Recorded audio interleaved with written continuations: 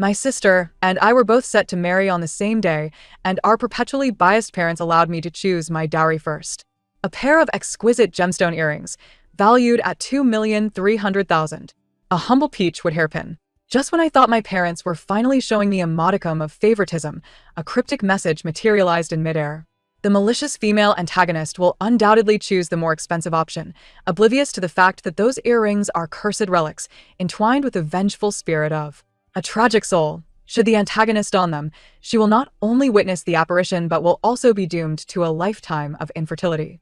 Our cherished heroine will receive the peachwood hairpin, and on the day of her marriage into the Gu family, the eldest son of the Gu family, plagued by malevolent spirits, will find solace in the protection of the hairpin. That very night, he will awaken, his health improving day by day, while our heroine will successfully bear twins, becoming the beloved of the entire family. Upon reading those ominous words, I did not hesitate to reach for the gemstone earrings. I have always believed that humans can be far more terrifying than ghosts. 1. Upon my selection of the exquisite earrings, a palpable sense of relief washed over my parents' faces. My sister, however, wore an expression of discontent, her eyes brimming with disdain for the peachwood hairpin. My mother, suppressing her underlying joy, feigned displeasure as she remarked, "I allowed you to choose first. And you indeed opted for the most expensive ones. These gemstone earrings are valued at $2,300,000. Let us see if you dare to claim we favor your sister again." Upon hearing this, I promptly extended the earrings back to them, realizing that their intent was merely to gauge my avarice rather than to genuinely bestow them upon me. It seemed prudent to return them to my sister, to avoid future reproaches.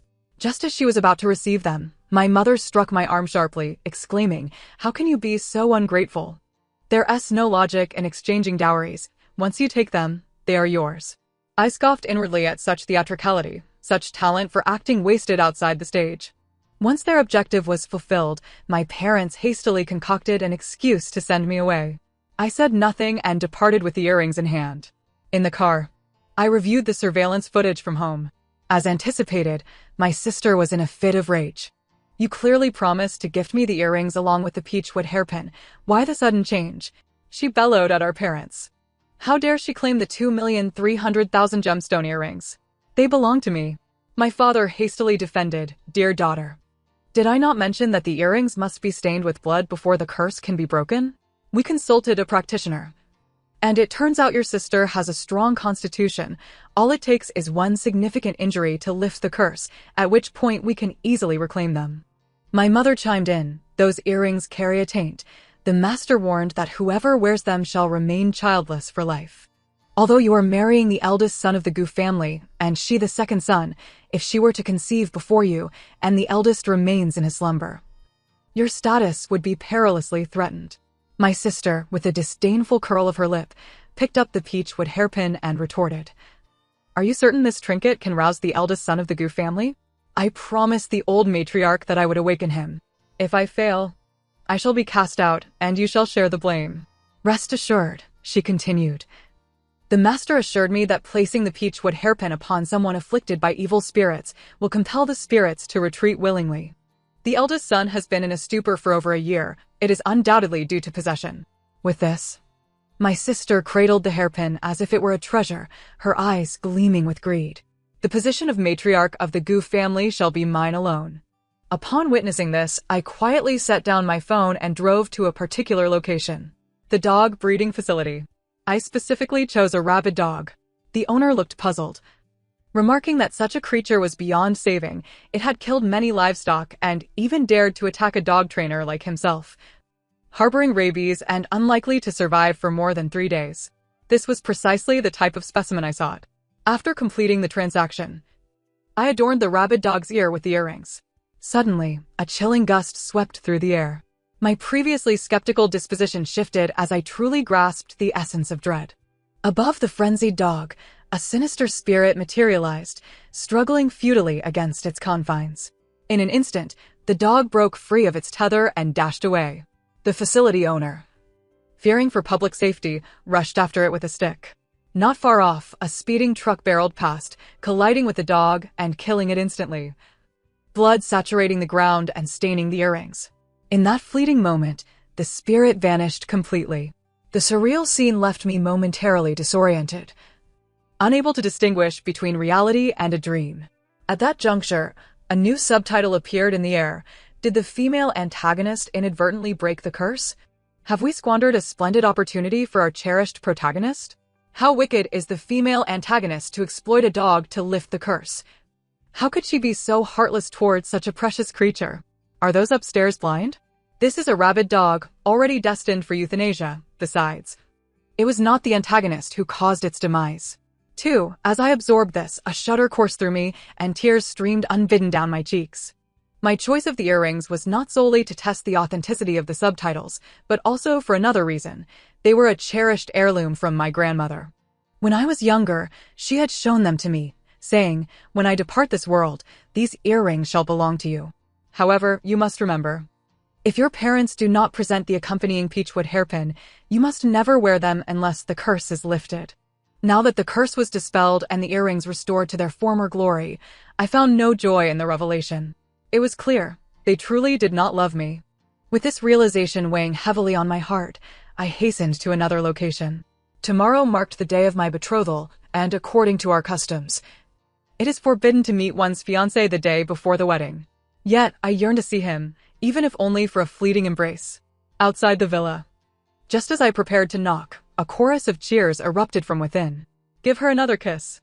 My heart sank. Immediately after, my fiancé, Gu Ling's voice resonated.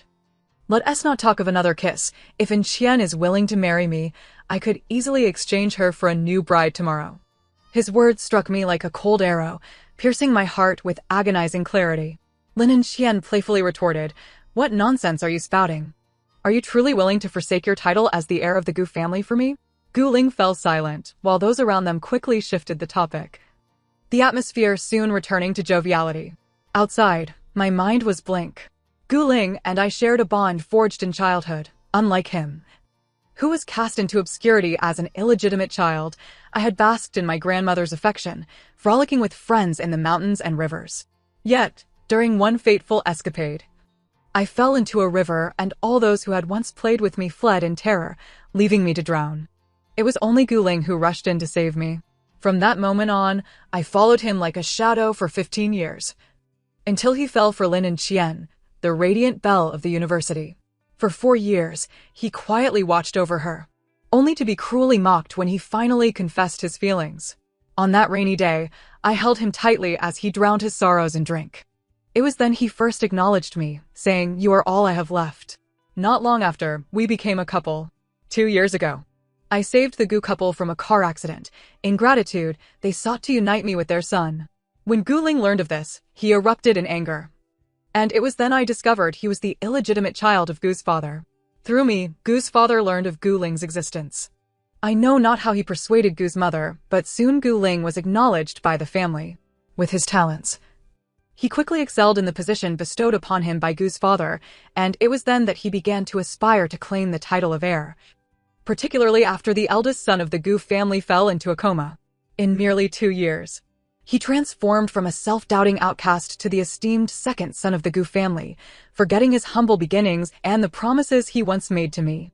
As I staggered away, ready to depart, the conversation inside continued. "You truly have suffered, but with your current status, what woman could you not have? To be compelled to marry a woman of modest lineage, what assistance could she possibly provide you?" The tone of that individual was laced with disdain and contempt. "Indeed, you are not like your brother, that frail wretch. He now lies in bed, akin to a living corpse, and regardless of whom he marries, it is merely for show. You, however, are the heir apparent of the Gu family and must wed someone of considerable merit." Someone chimed in. "Is it possible that old Madame Gu is orchestrating this from behind the scenes? She likely fears that a woman of noble birth might overshadow her son." There were murmurs of suspicion. Gu Ling remained silent, seemingly acquiescing to this notion. At that moment, Lin Qian spoke with a tone of grievance. "Old Madame Gu is truly excessive. You are undoubtedly exceptional, deserving of someone far better. Yet she insists on forcing a woman of no consequence upon you, clearly demeaning you." Gu Ling appeared to console her and, after a brief pause, remarked, "For now, I must endure this indignity. Once I secure my position within the Gu family, I shall promptly replace her." In that instant, fury coursed through my veins. causing me to tremble uncontrollably. His return to the Gu family was a result of my audacity in presenting demands to Gu Fu. Despite his lack of favor with Gu Mu, I regularly attended to the elder son of the Gu family, hoping to demonstrate our sincerity to her. When he encountered insurmountable challenges at Gu Group, I sought assistance far and wide, endeavoring to find solutions. Ultimately, I was met with the dismissive words, "I will replace her at the first opportunity." My rage induced a visceral nausea. Clutching my mouth, I fought back the urge to vomit and hastily fled. The following day, the simultaneous weddings of the two young masters of the Gu family should have been a joyous occasion, yet Gu Dashye remained in a state of unconsciousness, rendering the ceremony rather austere. In the Gu family's garden, Gu Mu was preoccupied not with the wedding, but with the pressing concern of her elder son's awakening. "You had better not be lying. I grant you 3 days. If my son does not awaken, you may take your leave." Gu Mu's demeanor towards my sister was frosty, her words sharp. My sister, wearing a facade of eagerness, assured her, "Rest assured, mother-in-law, once I step through this door, I shall be a member of the Gu family. Enough. Go check on my son. Whether you can become a part of the Gu family hinges on whether he awakens." With a few curt sentences, Gu Mu dismissed her. I stood at a distance, awaiting my wedding, yet I had not changed into my bridal gown. Gu Mu turned and, upon seeing me, forced a smile, questioning why I had not yet donned my wedding attire. Her face bore the marks of fatigue, her eyes devoid of luster. In her relentless pursuit to rouse Gu Dashye, she had exhausted her efforts, consulting countless physicians and employing various rituals, yet her son remained ensnared in a deep slumber, as if his soul had been stolen. I retrieved my phone and played the recording from yesterday for her. As the audio concluded, she remained silent, until a voice emerged from behind me, the unmistakable tone of Gu Fu, "That ungrateful wretch. How could he treat you this way?" My eyes reddened, and with unwavering resolve, I declared, "Uncle, I shall not marry." To expedite the simultaneous wedding with Gu Dashye, Gu Ling had suggested we hold the ceremony first and then obtain the marriage certificate. Now, with my decision not to marry, there is no need for the ceremony, nor for the certificate. Everything shall proceed as he wishes. He need not wed a woman as ordinary as I. Gu Fu sighed softly, acknowledging that he had wronged me. If I refuse to marry, it is his misfortune. Gu Mu remained silent, but her expression was grim.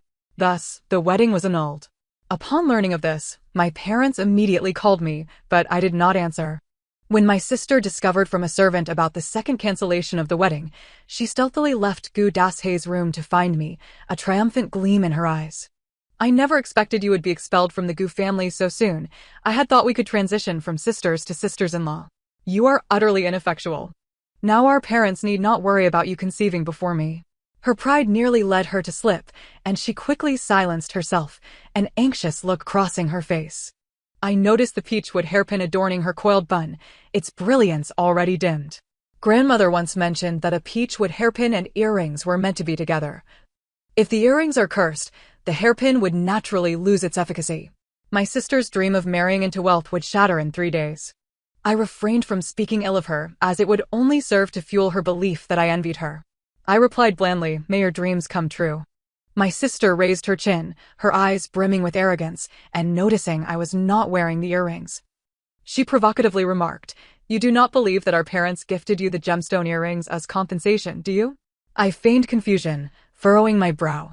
She smiled mysteriously, choosing not to continue discussing the earrings, instead gesturing towards the peachwood hairpin in her hair. "Just wait and see how I secure my position as the esteemed matriarch of the Gu family." I could not help but roll my eyes. She had come solely to revel in my misfortune, and after mocking me, she strutted away.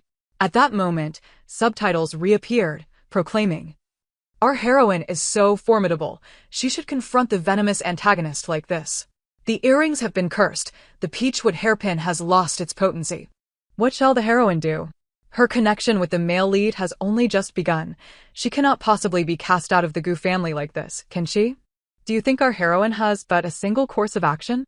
No, she has already sought out a sorcerer. If the male lead does not awaken within 2 days, she will employ a curse upon him. The curse can extend his life and awaken him, though it bears consequences. If this is the manner of the grand heroine, I cannot endorse it." Just as I prepared to seek out Gu Mu, I was intercepted. It was Lin Onqian. She remained as stunning as in the past. Time had left no scars upon her visage, instead bestowing an air of elegance. She looked down upon me, stating, "I hear the second wedding has been cancelled. Have you been cast aside by Guling?" I regarded her quietly, devoid of malice or self-doubt. Her surprise at my calmness was evident as she furrowed her brow. "Have you truly abandoned Guling?" I nodded. "Guling is a treacherous wolf. In his most desperate hour, I remained steadfast, even aiding him in returning to the Gu family, yet he shows not an ounce of gratitude, viewing our marriage as a mere act of charity. Such a man instills in me a fear of an untimely demise in the future." Lin Anqian raised an eyebrow. "You are remarkably clear-headed." In truth, I harbor no animosity towards Lin Anqian. Rather, I hold a hidden gratitude for her. When I was a freshman, she was a sophomore. Already a renowned campus beauty, blessed with a prosperous background that attracted many suitors. While working part-time in the cafeteria, I was intentionally tripped, sending my meal tray crashing and splattering oil all over Lin Anqian, ruining her white dress. I was terrified, fearing I could not afford the damage, and knowing that a girl of her standing would likely be prone to bullying. To my astonishment, Lin Anqian retaliated against those who had sought to provoke me, never once demanding compensation. I felt a weight on my conscience and discreetly researched the cost of that dress, which was over 36,000. I contemplated covering the dry cleaning expenses in hopes of restoring it, but when I caught up to her car, I overheard her conversing with her brother. "This was the dress you had longed for. How could it be stained? Which wretch was responsible?" Her brother had a fiery temper. "A stain is but a stain. Pursuing her for it is futile. If she were to suffer such indignity, it would be better for her not to have to repay it." Because of this, I toiled through a summer job and gifted her a bracelet on her birthday, costing around 7,000 to 8,000. She never wore it, likely unaware it was from me, as countless others presented her with gifts. Lin Anqian looked down upon Gu Ling, yet she now found it imperative to curry favor with him. The Lin family's business had been struggling for years, necessitating a strategic marriage, and the Gu family, with its vast wealth, presented a promising opportunity. Should her gamble pay off and Gu Ling ascend as the next heir, she could potentially salvage the Lin family's fortunes. Understanding her motives, I never held it against her. My ire was solely directed at Gu Ling. I loathed his indifference, his lack of loyalty. At that moment, my phone rang. It was a call from Gu Ling. Upon seeing the caller ID, Lin Anqian discreetly excused herself. I answered the call and Gu Ling's anxious voice came through, questioning how the wedding was called off and where I was, insisting he was coming to find me. As the groom, he was the last to be informed. Listening to his voice stirred a torrent of emotions within me. When did that reckless youth, who once risked everything to rescue me from the river, transform into this calculating, self-serving opportunist? Noticing my silence, he began to probe, asking who had cancelled our wedding. Was it the matriarch of the Gu family? She had always despised my presence, viewing me as the unworthy illegitimate child, unfit to wed her son on the same day. Despite their limited encounters, Gu Ling constantly compared himself to his elder brother, striving to overshadow him at every turn. "You truly are despicable," I declared before abruptly ending the call. I had hoped those words would prompt some reflection, but as I crossed the garden, I spotted him in a corner of the greenhouse, engaged in another phone call. His demeanor, brimming with excitement, almost made me doubt my own vision. How splendid it must have seemed to him to evade marrying that woman. Since last night, he had been under immense pressure, repeatedly reassuring himself to avoid fleeing. Thankfully, fate had intervened, and he could finally cease his pretense. His tone was laced with barely contained exhilaration. I concealed myself nearby, faintly catching the voice on the other end, familiar, unmistakably that of Gu Ling's biological mother. After abandoning him in the countryside, she had only returned sporadically, never raising him. That task had fallen to Gu Ling's grandmother. In recent years, upon returning to the Gu family, Gu Ling's mother had only one demand, that Gu Ling sever all ties with her. He had insisted he had cut off all relations, yet here they were, evidently communicating in secret. Whatever was said on the other end prompted Gu Ling to adopt a serious facade, assuring, "Rest assured, I am not foolish enough to reveal my true feelings in front of them." When he hung up and turned around, he was startled to find me standing behind him, a flicker of panic in his eyes that quickly morphed into composure. "How could you eavesdrop? When did you arrive?" I stared at him, wishing I could deliver a resounding slap to the version of myself that had once loved him so profoundly. How had I been so blind to fall for such a shameless man? Sensing the intensity of my gaze, he feigned magnanimity, sighing, although today's wedding did not occur. I promise you a grand ceremony once I secure my position as the heir of the Gu family. I couldn't help but laugh, a derisive sound. You, a mere illegitimate child, dare to aspire to be the heir of the Gu family? His eyes blazed crimson at my words, for he detested being labeled as such. Wretch! He spat, lunging toward me and gripping my throat. Stop! What are you doing? A furious voice echoed nearby. It was Gu father. Gu Ling quickly released his hold, wrapping his arms around my waist to signal me to remain silent. Gu father approached, and, before Gu Ling could utter a word, he raised his hand and delivered a resounding slap to Gu Ling's face, leaving 5 distinct marks that quickly swelled. Dad, Gu Ling began, but Gu father interrupted. Don't call me that. I have no son like you. Enraged, he refused to listen to any explanations. Gu Ling, in a panic, cast a pleading glance my way, hoping I would intervene on his behalf. The gradual improvement in their father-son relationship had been facilitated by my mediating efforts. Yet Gu Ling mistakenly believed it was solely his own doing. Especially after Gu Deshao fell into a coma, he fancied himself the sole heir, believing Gu father would support him. I finally spoke up. Uncle, are you aware that he has re-established contact with his biological mother? The moment the words left my lips, it was as if I had stirred a hornet's nest. Gu Ling shot me a murderous glare, while Gu father's fury intensified, delivering another slap to Gu Ling, shouting, What promise did you make to me? Why are you still in contact with that wretch? What do you consider your vow to be? Like the northwesterly wind. I silently mused. Gu father despised Gu Ling's biological mother not because of any infidelity on his part, but because she had deliberately ensnared him, drugging his drink to manipulate him. Gu father and Gu mother had been childhood sweethearts, perfectly matched, and after 30 years of love, they had welcomed a lovely son. Yet during this time, Gu Ling's mother had set her sights on Gu father, repeatedly attempting to disrupt their marriage. After being rejected, she resorted to drugging him, leading to an unwanted encounter.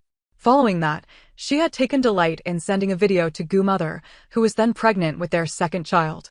The shock caused her to miscarry and nearly cost her life on the operating table. Had Gu Ling's mother not fled swiftly, both she and the unborn child would have met a tragic end. I had learned of this incident from Gu mother when I was advocating for Gu Ling, arguing that he had grown up devoid of parental love and support. Gu mother, being a good person, agreed to let Gu Ling return to the family as a gesture of gratitude for my kindness. Yet Gu Ling was clearly insatiable. He not only aspired to be the sole heir but also sought to reintegrate his biological mother into the Gu family. Gu Ling hastily defended himself. Dad, you misunderstood. I haven't contacted her. I pointed at his phone, then call back that number you just dialed. His gaze turned venomous. Just because I refused to marry you, you want to drive me to despair? How shameless. Gu father delivered another slap across his face, demanding, Who is truly shameless? You refuse to marry her yet act as if you are the innocent one. It's all someone else's fault. Clearly, you are not worth raising. Gu Ling endured several more slaps in silence, fearful of provoking his father further.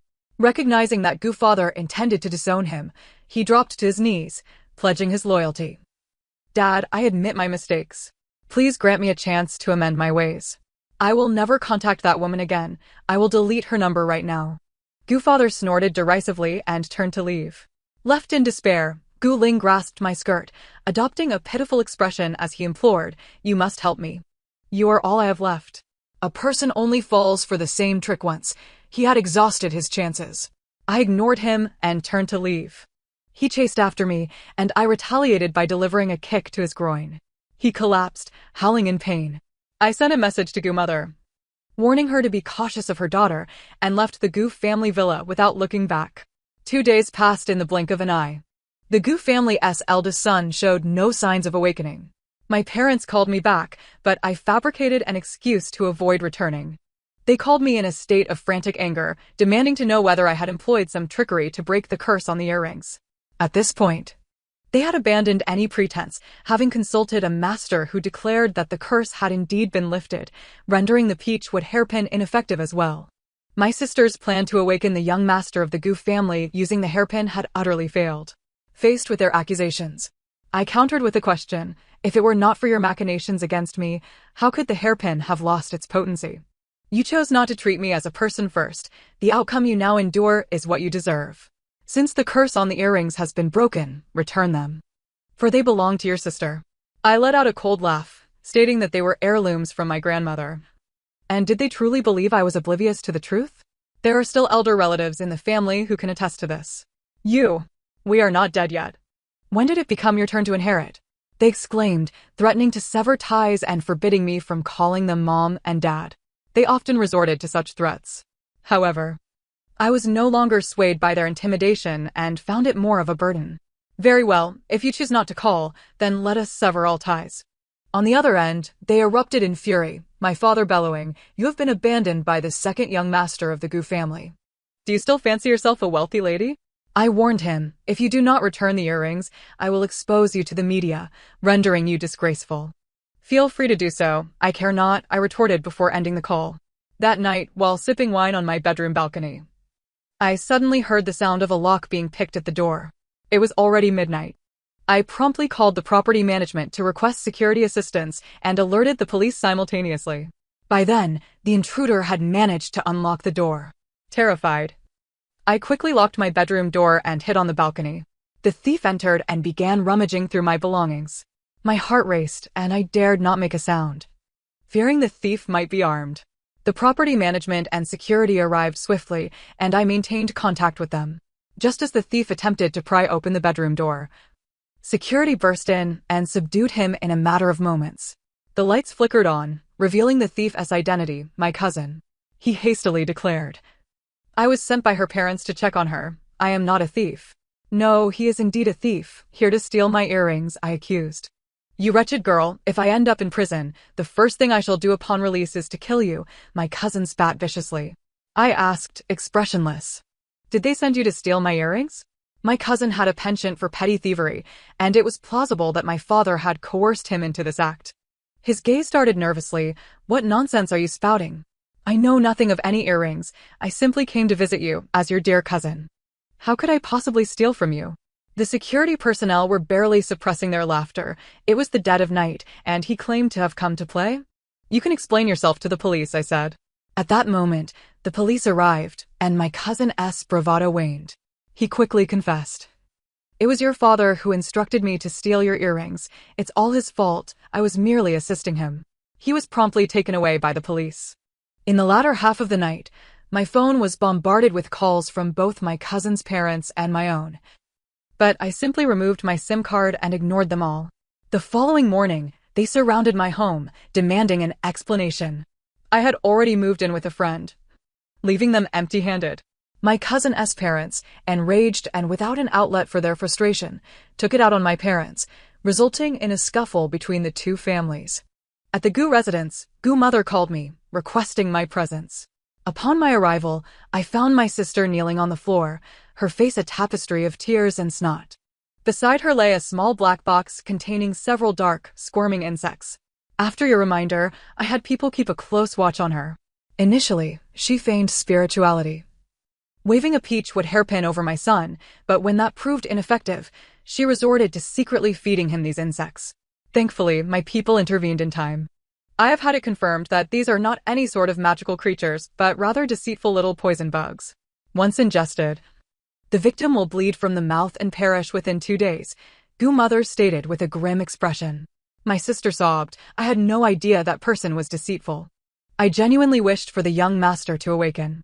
For your sake, I will not make things difficult for her, but she must never appear before me again, Gu mother declared.